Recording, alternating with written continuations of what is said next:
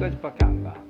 거기서 그냥 여기다 딱 마취하고 대고 여기까지 가. 너무 많이 보여주셔가지고 아마 라스트에서 캡슐까지 들어가는 게 아니라 피스를 먼저 내비두고 여기다 이게 18게이지인데. 그리고 이제 결론이 그러면 코아블레이션 한 다음에 커트 니즈가 있습니다. 역사적 때문에 그걸 선택한다. 선생님들 안녕하세요. 이제 아쿠아블레이션에 대해서 좀 말씀을 드리도록 하겠습니다. 오늘 말씀드릴 내용은 이제 뭐 여러 이제 강의를 좀 들으셨던 적이 있겠지만 아쿠아블레이션에 대해서 간단하게 소개를 드리고 실제로 이제 수술 어떻게 준비하고 어떻게 하는지 그 다음에 제가 좀 경험해봤던 팁 그 이전에 병원에서 했던 초기 치료 결과를 좀 말씀드리도록 하겠습니다.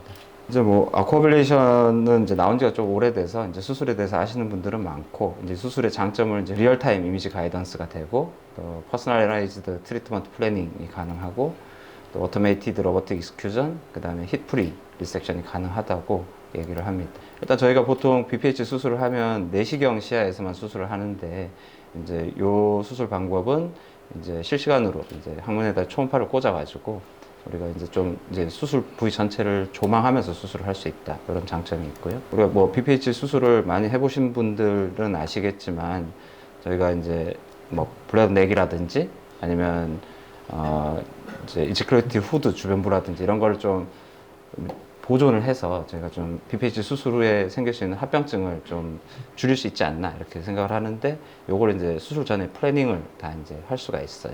그리고 뭐 이제 이 수술의 뭐 가장 장점은 사이즈 인디펜던트하게 수술 시간이 이렇게 오래 걸리지 않는다라고 주장을 하는데 이건 제가 뒤에 좀 나오지만 좀 꼭 그런 건 아닙니다. 이제 열을 사용하지 않기 때문에 이제 티슈 인저리가 적고 그래서 이제 회복될 때 환자들이 이리테이션이 좀 적다 이제 이런 장점이 있습니다. 그래서 뭐 이거 워터 스터디 뭐 이런 결과들이 많이 나와서 보통 이제 TURP랑 비교했을 때 서지컬 아웃컴은 거의 비슷하고 이제 아주 장점이 이제 사전 기능 보존하는 게 더 좋다 이제 이렇게 이 회사에서는 주장을 하고 있습니다. 그래서 뭐 사실 제가 이제 이대에 있을 때 이제 뭐 저희 병원이 대학병원에선 최초로 이제 워터젯을 시행을 했었고 제가 거기서 한 170 케이스 정도 경험을 해보고 나왔습니다. 그래서 처음에는 저희 과장님이 장비 사자고 그럴 때 제가 되게 반대했어요. 그래서 이거 뭐 되게 비싸가지고 이거 아무도 안 할 것 같다. 그래서 저는 이제 홀랩을 되게 좋아하거든요. 그래서 하지 말자 그랬는데 또 들어와가지고 또 한번 좀 써보자 이래서 써봤는데 생각보다 이게 수요가 있고 또 환자들한테 어떤 소구점이 있어가지고 또 좀 잘 사용을 해볼 수 있었습니다. 그리고 우리 뭐 보통 이제 병원에서 이제 워터젯 수술을 하려면 뭐가 필요한지 또 개원하신 분들은 이런 것도 굉장히 관심이 많더라고요. 그래서 제가 좀 정리를 해봤는데 일단 장비가 필요하고요. 장비가 되게 비싸요. 그 다음에 이제 이것만 있으면 수술을 할 수 있냐면 그렇지는 않고 우리가 수술하고 나서 이제 헤모스테이시스나 이런 게 필요하기 때문에 이게 지금 저희 병원 수술장인데요. 이런 비디오 시스템 타워가 필요해요. 그러니까 TUR 할 수 있는 세트가 필요하고 이제 뭐 바이폴라 시스템도 필요합니다. 그래서 이게 초기 예산이 조금 드는 수술은 아니다. 그리고 또 이거는 뭐 마취 필요하고요. 그 다음에 환자가 이제 한 하루 정도는 자고 가야 되기 때문에 병실도 있어야 되고 오버나이트 이리게이션도 해야 되고 이제 그냥 로컬에서는 좀 그냥 막 할 수 있는 수술은 아니고 적어도 한 홀랩 정도는 할 수 있는 세팅이 돼야지 이 수술을 할 수 있다 그렇게 생각을 하고 있습니다. 지금 제가 그 전 병원에서 이제 수술했던 거를 이제 한번 좀 빠르게 편집을 해봤는데요. 보면은 이제 이렇게 다 준비를 해놓고 이제 항문에다가 이제 초음파를 먼저 집어넣어요. 초음파를 집어넣고 그러면 이제 이렇게 이제 화면에 우리가 이제 전립선에 이제 사이탈 뷰를 잡아놓고 그 다음에 요 핸드피스를 이제 내시경에 집어넣어서 로봇암으로 고정을 시켜 놓습니다. 그럼 이렇게 해서 이제 기본 세팅이 되고 난 다음에 요렇게 이제 그 다음에 이제 플래닝을 해요. 플래닝을 이제 이런 식으로 이제 나는 어느 만큼 절제를 하겠다 이렇게 플래닝을 하고 그 다음에 이제 되게 쉽습니다. 이제 밟고 있으면 얘가 이제 그 플래닝대로 이제 수압이 나와서 이제 전립선을 깎아내고요. 그렇게 한 2번 정도 진행을 합니다. 보통 평균적으로. 그렇게 하고, 이제 기계를 제거를 하고, 그 다음에 이제 꼭 내시경을 한번 다시 봐야 돼요. 그다음에 이제 소변 색깔이 깨끗해지면 이제 수술이 끝나게 됩니다. 뭐 이제 저희가 이제 뭐 연구 데이터 이런 거 보면 이게 뭐 사이즈가 크면은 큰데도 상관없이 수술이 별로 오래 안 걸리는 굉장히 좋은 수술이다 이렇게 설명이 돼 있고, 저도 이제 처음에 이 장비가 들어올 때 되게 기대했던 거는 이게 뭐 수술 시간이 그렇게 짧으면 이거 환자만 많으면 하루에 되게 많이 할 수 있겠다 이렇게 생각을 했는데 생각보다 그렇지 않아요. 이게 되게 한 개 하는데 오래 걸리고요. 일단은 준비 시간이 되게 오래 걸립니다. 그 아까 로봇 암이나 이런 걸 다 이제 랩핑 하는데 한 20분 정도 걸리고, 그 다음에 뭐 장비 연결하고 플래닝 하는데 또 한 30분 정도 걸리고, 실제로 뭐 물로 깎는 데는 한 시간이 한 10분이면은 2번 깎을 수 있는데, 그러고 나서 또 피가 날 수가 있어서 지혈을 아주 또 열심히 해야 돼요. 그렇게 해서 한 토탈 걸리는 시간을 계산해 보면 한 케이스 하는데 뭐 인덕션 하고 나서 한 1시간 반 정도는 이제 잡아야 되는 수술이고요. 제가 좀 해보니까 좀 시간을 줄이려면 아까 그 장비 고정하는 로봇팔 조작에 좀 익숙해지는 게 좋고, 수술 준비하는 랩핑 타임을 무조건 줄여야 된다.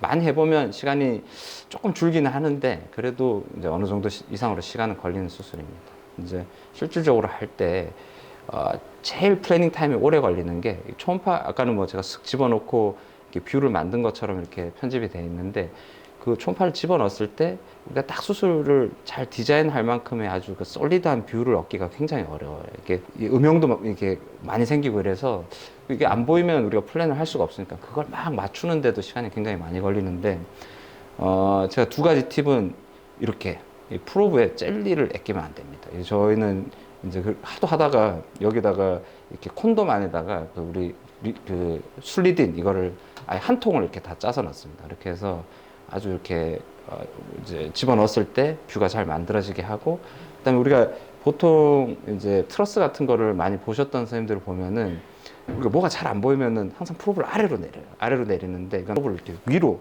올리면은 이 뷰가 잘 잡히는 경우가 많습니다. 그 홀랩 수술 처음 개발한 이제 뉴질랜드의 피터 길링 교수님하고 저하고 저희 추민수 교수님하고 스탠탑 비뇨기과의 안천 원장님하고 한번 텔레컨퍼런스를 했던 적이 있는데, 제가 영어가 좀 구리긴 한데 제가 이제 한번 좀 물어봤어요. What is the limitation or pitfall of coagulation? I mean, the first thing, of course, and the thing that we've struggled with over the years is hemostasis. 하여튼 출혈 요 컨트롤 하는 게 굉장히 중요하고, 아주 그래서 지혈을 굉장히 옵세시브하게 하는 게 중요합니다. 그 다음에 이제 요거는 약간 이제 워터젯에 대해서 오해하시는 거에 대해서 하나 좀 말씀을 드리면, 이게 이제 자동화된 방법으로 수술을 한다 이러니까, 그 다음에 아까 또 수술 시간이 큰 전립선에서 이제 뭐 시간이 별로 안 걸린다 이러니까 저희가 생각이 이게 거대 전립선에서 굉장히 이제 이게 효과적인 수술이겠다 이렇게 좀 오해를 하시는 분들이 있어요. 근데 실제로 보면은 워터 스터디에서는 150g 이상의 전립선에 대해서 치료 효과가 어떤지 데이터가 아직까지는 없고, 제가 이제 수술했던 케이스인데, 보면은 이제 290g 환자예요. 290g 환자고, 어디 다른 병원에서 TRP를 한번 했었고, 근데 하고 나서 또 리텐션이 돼서, 저는 이런 분들 원래 대학병원에 있을 때는 홀랩은 너무 커서 하기 싫고 그래서 로봇 심플 프라섹토미를 레코멘드를 많이 했는데, 환자는 이제 사전 기능 보존을 아주 강력히 원하셔가지고 이걸 워터젯을 받고 싶다 이래서 수술을 그냥 해드렸는데, 그러니까 저희가 보면은 이 워터젯이 리섹션 할 수 있는 최대 길이가 7cm거든요. 그러니까 만약에 전립선 이 길이가 7cm보다 커져 버리면 다 못 갖고 수술이 끝나는 거죠. 그래서 이걸 어떻게 할까 이렇게 고민을 하다가 수술 전에 이렇게 생각을 했어요. 이게 이 사람 전립선인데 한 요렇게 2번 나눠서 깎아보자. 이제 이렇게 생각을 하고 이제 수술에 들어갔는데, 이 환자 수술이 다행히 이 7cm 안에 들어왔어요. 이게 한 뷰에 다 들어와서 이렇게 해서 이제 뭐 이렇게 해가지고 이제 뭐 이렇게 열심히 이제 깎았습니다. 깎았고, 보통 제가 이거를 2번 깎는데 이 환자는 전립선이 너무 커가지고 이렇게 4번까지 이렇게 깎았어요. 그래서 수술하고 나서 한 2주쯤 지났는데, 뭐 이렇게 성적이 뭐 환자 주관적인 증상은 많이 좋아졌다고 얘기를 하는데, 우리 뭐 보통 홀랩 수술을 하거나 아니면 뭐 로고 심파프라스텍토미를 했던 만큼 정도의 요석은 안 나왔는데 환자는 뭐 사정 기능도 잘 보존되고 이래서 주관적으로 만족하고 이제 집에 가시긴 했어요. 네, 그래서 많은 분들이 오해를 하시는 게 이제 워터젯 수술이 뭐 수술이 되게 팬시해 보이니까 이게 진짜 뭐 BPH의 미니멀 인베이시브 서저리다 이렇게 좀 분류를 하고, 저희 보면 오늘 강의 꼭지도 이제 BPH MIS에서 이제 워터젯이 들어와 있는데, 사실은 우리가 MIS가 되려면 국소화 치료 할 수 있어야 되고 데이 서저리 가능해야 되고 컴플리케이션이 잘 안 생겨야 돼요. 근데 하코는 스파이널 최소 마취를 해야 되고, 데이 서저리는 제가 한 70케이스 넘어가고 환자 당일로도 가까운 환자들은 퇴원을 시켜봤는데 별로 재미는 못 봤어요. 재미 못 봤고, 그 다음에 컴플리케이션도 굉장히 많이 생깁니다. 그래서 이건 제가 봤을 때는 MIS는 아니다 이렇게 생각을 합니다. 그 다음에 뭐 굉장히 비싼 수술이고요. 제가 뭐 수술비는 뭐 그 대학병원에 있지만 그렇게 싸게 받지는 않았어요. 한 1200에서 1600 이 정도 받았었거든요. 그래서 뭐 근데 그 환자들은 그 정도 비용을 내고도 이 수술을 받겠다 하는 분명히 그런 소구점이 있기는 있었어요. 있긴 있었지만 뭐 이게 보험도 안 되고 이런 수술이니까 이거는 꼭 필요한 환자들한테만 추천을 해야 된다 이렇게 생각을 하고 있습니다. 아까 그래서 요거는 제가 120 케이스 했을 때까지 이제 분석이고, 이게 저도 그때는 처음 하는 수술이다 보니까 수술 인디케이션을 굉장히 보수적으로 잡았습니다. 그래서 굉장히 증상이 심한 환자들 위주로 수술을 했고, 수술 결과 보면은 이게 재원 일수가 생각보다 좀 깁니다. 길고, 증상은 확실히 좋아져요. 이렇게 한 IPSS 15점 정도 좋아지고, QL 스코어 한 3점 정도 좋아지니까, 아까 우리 그 워터 스터디 데이터에서 그 크루드하게 보면은 IPSS 점수가 한 15점, QL 점수가 한 3점 좋아지는 걸로 돼 있거든요. 그러니까 뭐 초기 치료 결과는 뭐 거의 비슷하게 갑니다. 그리고 제가 제일 관심 있었던 거는 사정 기능 보정.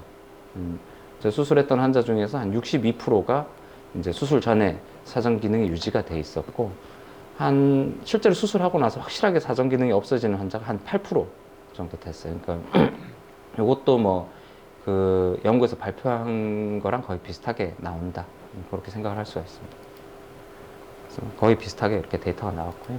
그리고 아까 차장님이 얘기하셔서 저희 병원 뒷광고 제가 슬라이드 2장만 하겠습니다. 그래서 제가 이제 개원한 지 지금 21일차가 됐고요. 저희 병원 뭐 여러 가지를 하고 있는데, 지금 제일 핵심 서비스는 뭐냐면, 아까 오늘 바이옵시 얘기 많이 나왔는데, 저희 병원에서는 저희 병원에 트리스트 MRI가 있기 때문에 그 MR 퓨전 바이옵시를 원데이로 해주고 있습니다. 그래서 뭐 저희 3T MRI 있고, 김승혁 교수님이 사진 판독해 주시고, 저희 장비는 코일리스 사용하고 있어요. 그래서 TRTP 바이옵시가 다 돼서 저희 병원에 이제 PSA가 높은 환자가 아침에 오면은 이제 BPH 기본 검사하고, 그다음 그 결과 확인하고, MRI 찍고, 판독 받고, 퓨전 바이옵시하고 퇴원하는데 한 5시간 반 정도 걸립니다. 그래서 뭐 지금 대학병원에서 한 3개월에서 6개월 정도 걸리는 거 저희가 그냥 하루에 다 해드리고 있어서, 바이옵시 빨리 하시고 싶으신 교수님도 있으면 저희 병원 보내주시면 하루 만에 해서 보내드립니다.